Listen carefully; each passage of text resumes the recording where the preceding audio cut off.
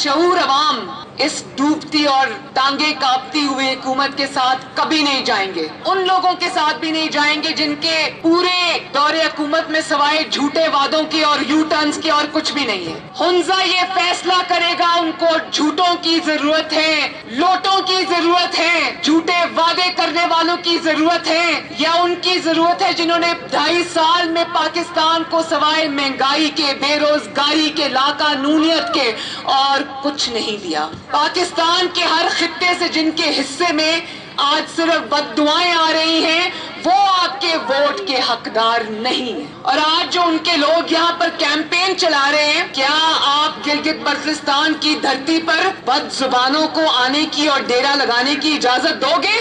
अपना हक मांगने वालों को जेल के अंदर मत डालो, हमसे सुतेले लोगों वाला सलूक ना करो। कोई लोटा मुश्किल वक्त में जमात का साथ छोड़ के चले जाने वाला बेवफा उसकी जगह बाथरूम में है, लोटों की जगह आपके वोटों के डब्बों में नहीं है। घर जा रही हो उसको वोट नहीं दिया करते, उसको धक्का दिया करते हैं। गिलगित बल्तिस्तान के गयूर अवाम इस जाली हुकूमत को न सिर्फ घर भेजेंगे बल्कि इंशाअल्लाह ताला मुस्लिम लीग नून को वोट देकर कामयाब बनाएंगे।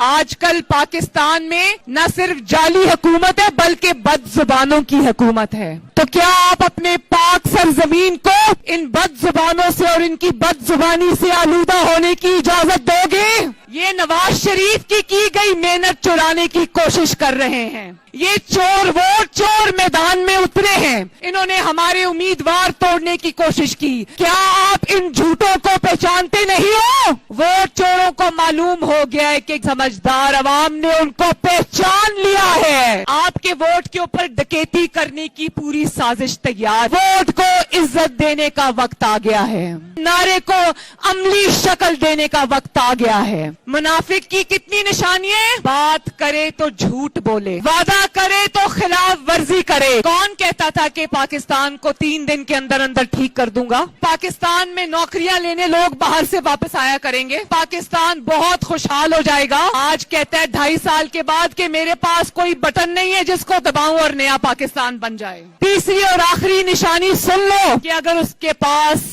अमानत रखी जाए तो खयानत करेगा।